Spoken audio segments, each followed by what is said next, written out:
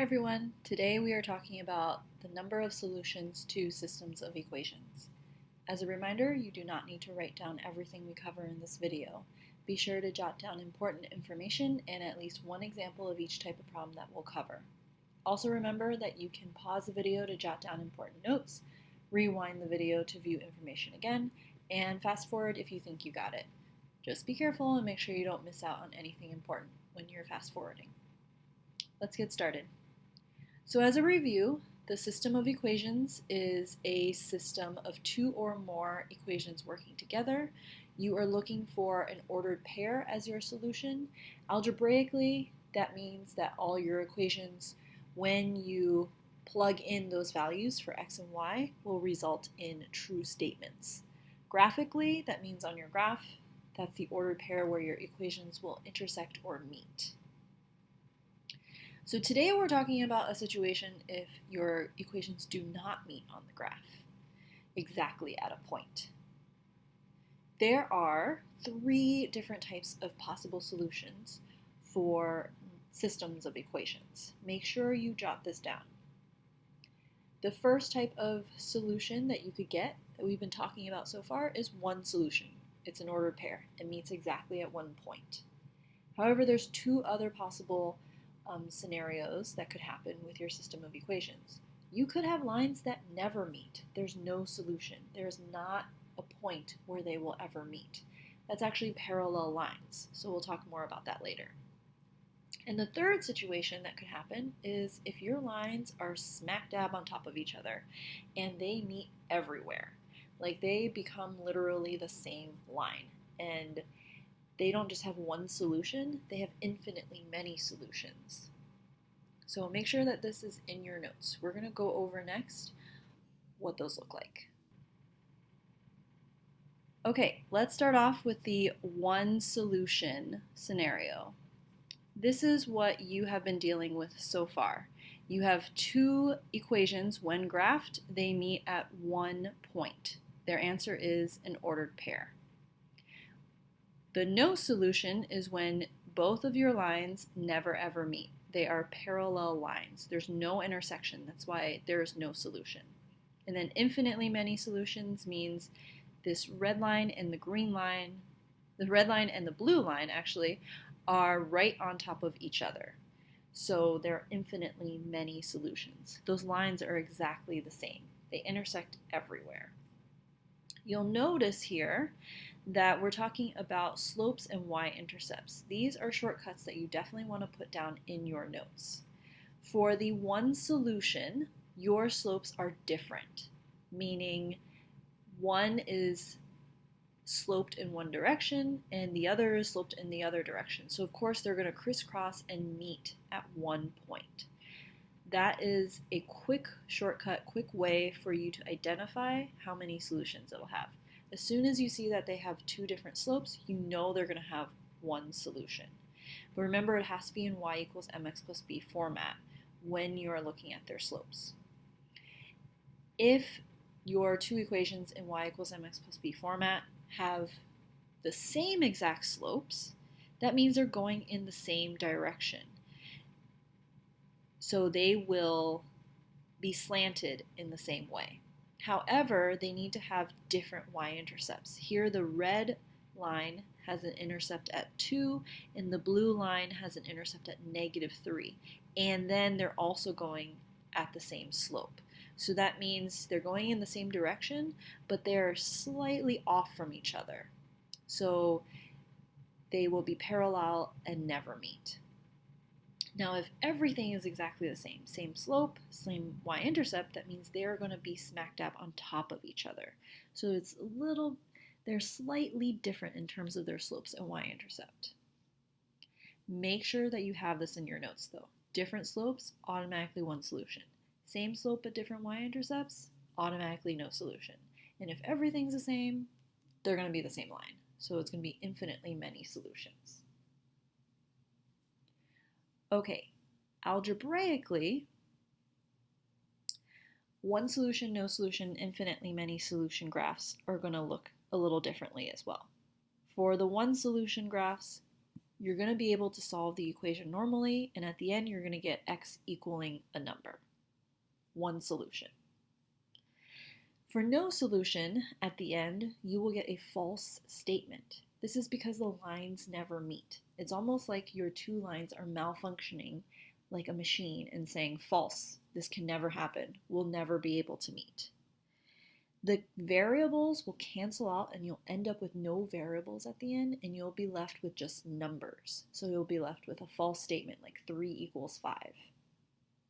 The infinitely many solutions problem will also cancel out the variables and leave you with just numbers, but at the end your numbers will make a true statement, like 52 equals 52. And that's because the lines are exactly the same. It's kind of malfunctioning in its own way, but it's saying that if I have 52 on one line, I'm also going to have 52 on the other line. It's saying that the lines are exactly the same. Make sure again that this information is in your notes, and we're going to move on to some examples. All right, let's take a look at how to find the number of solutions to a system of equations graphically. So in this situation, we want to know how many solutions does the system have. You can use the graph, and you're going to choose either exactly one solution, no solutions, or infinitely many solutions. Go ahead and pause the video, see if you can solve it on your own first. Okay. I am going to go ahead and first check and see if my equations are in y equals mx plus b format. Why? Because that's going to help me figure out the y-intercept and the slope quickly. And if I know my shortcuts from before about the slopes and the y-intercepts, I can easily figure out how many solutions there will be. Looks like both of them are already in y equals mx plus b format. So let me go ahead and list their b and their m's.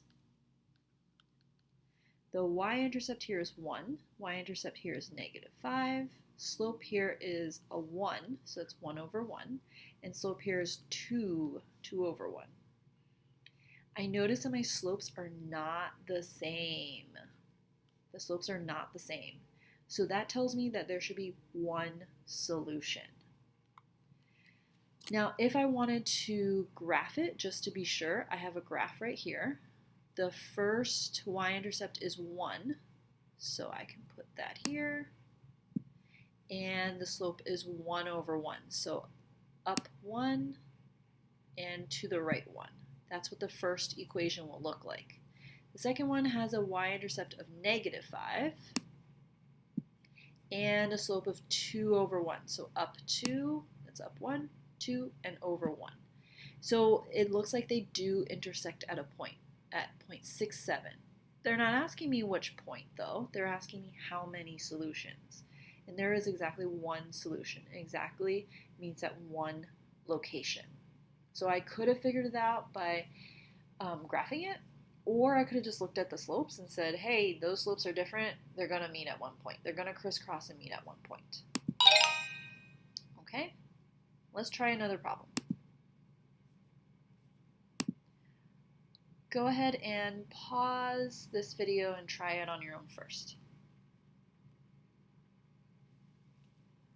Okay, so again, I am going to change these into y equals mx plus b form because I need to look at my slopes.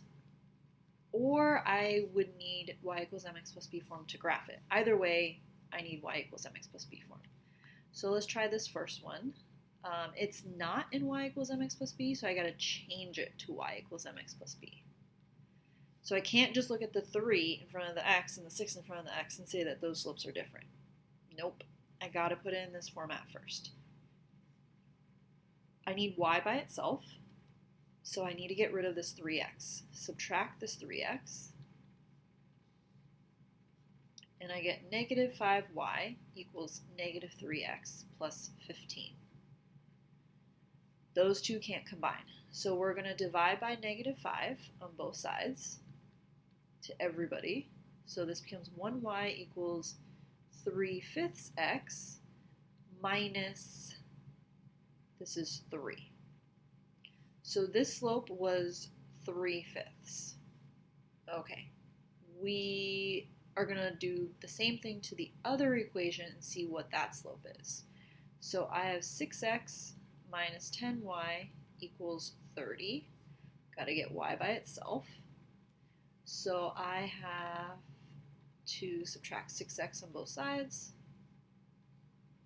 I'm writing my minus 6x away from my 30, so I make sure that I don't combine them.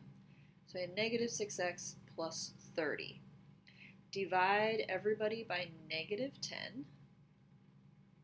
So I end up with 1y equals, this is 6/10 x minus 3, because 30 divided by negative 10 is negative 3. 6/10 can be reduced by 2. So I end up with 3/5. That's exactly what the slope was for the other one. So it is the same slope. That takes away exactly one solution as a possibility. They would have to have different slopes to have exactly one solution. So we still need to figure out if it's no solution or infinitely many solutions. That's where we have to look at our y-intercept. They are exactly the same. So after all this fancy work, these two are exactly the same equation. They're exactly the same line. So we have infinitely many solutions. If we were to plot both of these, they would fall right on top of each other. The first one is negative 3 for its y-intercept, and up 3 to the right 5. So that's up 1, 2, 3 over 1, 2, 3, 4, 5. The second one is at negative 3 as well, and it's going up 3 to the right 5. Up 1, 2, 3 over 1, 2, 3, 4, 5. They fall exactly on top of each other. They are the same line. So it's going to be infinitely many solutions, meaning any point on this line is going to work for all of them. And that line goes on forever. So that's why we say infinitely many solutions. There's so many solutions. As long as that line keeps going, you're going to have so many solutions. That's where both of those equations will touch each other.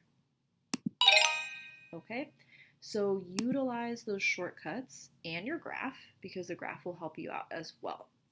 Let's move on to some examples with solving for the number of solutions algebraically.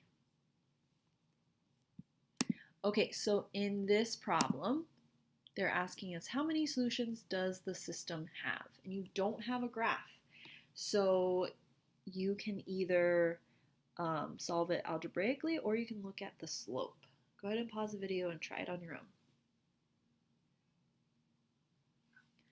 All right, so we could use the slope to figure it out. This is already in y equals mx plus b form. So the slope is negative 7 here, and the slope is negative 7 here. And then we have a b of 8 here and a b of negative 8. So it looks like we can get rid of exactly one solution because the slopes are not different. And then their y-intercepts are different. So that means they're both going at the same slope, but one starts at 8 and the other one starts at negative 8. So they're in two different positions. They're not going to be the same exact line. They're going to look like the same exact line, but they're going to be far away from each other. So they're parallel lines. So it should be infinitely many, no solution. They'll never meet. Okay, now how do I solve it algebraically? I could use substitution. And if it's substitution, then I know that these y's are equal to each other. So negative 7x plus 8 is equal to y, but so is negative 7x minus 8. So I can set them both equal to each other. When I do that, I end up, let's see, moving this x to the other side. by adding 7x. And when I do that, that cancels here, and it cancels here. So I end up with 8 left over on the left-hand side equals to negative 8 on the right-hand side. And that is a false statement. Whenever you have a false statement, we saw that it is no solution because the lines never meet. So here's an example of how you can solve it algebraically and still get no solution. Either figure it out with the slope shortcut or algebraically. Both are pretty quick. There's not much math involved because you end up just canceling things out. And then you end up with numbers. Okay, let's try one more. Go ahead and try this one and use the algebraic method. How many solutions does the system have? All right, in this situation, only one of them is in y equals mx plus b form. Let's try the substitution method just to practice. So instead of 5 times y, we're going to put 5 times this stuff instead of the y. Instead of 5 times y, we're going to put 5 times 3x minus 8 equals 15x minus 40. When I solve it, these have to be distributed. 5 times 3x is 15x. 5 times negative 8 is negative 40. Okay, again, if you use the algebraic method, there's not much math involved. I see a 15x on this side and a 15x on that side. When I cancel that out on one side, it's going to cancel it out on the other side as well. So I end up with negative 40 equals negative 40. That is a true statement. So since it's a true statement, that means the lines will be true everywhere. So it's infinitely many solutions. The other way you could have used to solve this was to change this one into y equals mx plus b form. So we're going to end up with 5y equals 15x minus 40. So you're going to divide both sides by 5, and you're going to get y equals 3x minus 8. So you have a slope of 3 and a y-intercept of 8. And over here on the other equation, you also have a slope of 3 and a y-intercept of negative 8. So they're exactly the same. That's why they're going to be exactly the same line, infinitely many solutions. Both methods will get you to that answer. Let's do one last problem before we end for today. Okay, go ahead and solve this problem algebraically. All right, in this case, I don't want to use my slope shortcut because it's going to take more time. I have to change both of them into y equals mx plus b form, and they are so far away from y equals mx plus b form. I'm going to use my substitution method here. Both of them are equal to 8, so I can set both of those first pieces equal to each other. Since 8 equals 8, then that must mean the other side, 3x plus y, must equal to 2x plus 2y. If these are equal, then these are equal. Okay?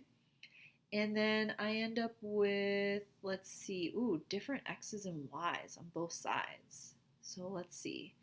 If I subtract 2x on this side,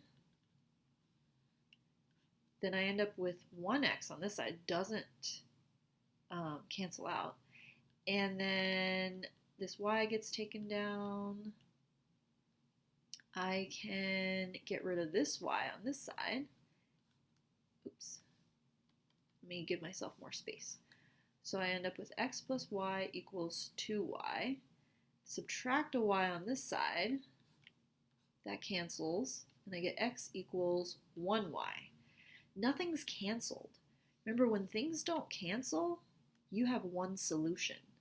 Because for no solution and infinitely many solutions, they both have to cancel. So this one should be exactly one solution.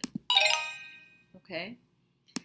If you decided you didn't want to use that method, you wanted to use the slope method, you can still do that, but it's going to take you a while.